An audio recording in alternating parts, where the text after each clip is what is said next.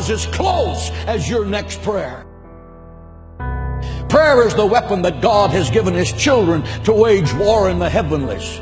Church of Jesus Christ, stop whining about the attacks on your life by the prince of darkness and put on the whole armor of God in Ephesians 6. Attack, attack, and then attack again, and then attack again, and crush him and drive him out of your life.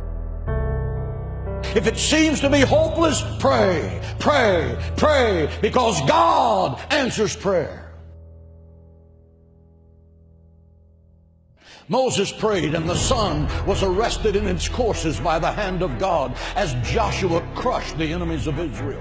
Elijah prayed, and forked tongues of fire laced across the heavens and consumed the sacrifice soaked with 12 barrels of water.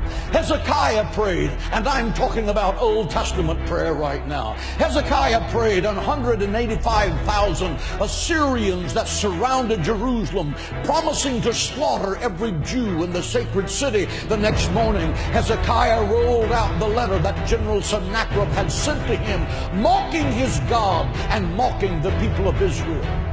He pulled out his secret weapon, prayer. He laid that letter before the Lord and said, God, your honor is at stake. Let God arise and let his enemies be scattered. Your word said, he that keepeth Israel neither slumbers nor sleep. And that night, the death angel from heaven came and swept through the camp of the Assyrians. He smote the sentry standing at his post. He smote the infantry slumbering in their tents. He smote the generals as they made their battle plans to destroy the sacred city. The next morning, when Hezekiah looked over the sacred walls of the city of Jerusalem by the dawn's early light, he saw 185,000 dead men, because the angel of God passed by that night. Why? Because one man knew how to pray. He stopped an army and turned the destiny of a nation around, and you can too. Because Satan is a defeated foe. Christ has given you the keys of death, hell, and the grave. You are a child of God, and the royal blood of heaven is flowing in your veins. You are destined to be more than a conqueror through Christ.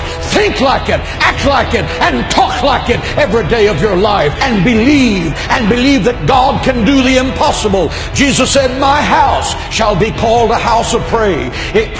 If you want power with God, learn to pray. If you don't know how to pray, you will never be successful.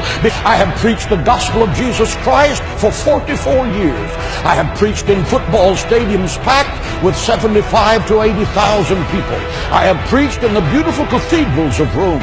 I have preached in the mud huts of third world nations. I have preached to millions of people around the world by radio and television. Why did it happen? It happened because my mother went to war with the devil for my soul in her prayer room, and the devil lost. She prayed me out of the fires of hell and into the gates of heaven. Prayer works. Try it.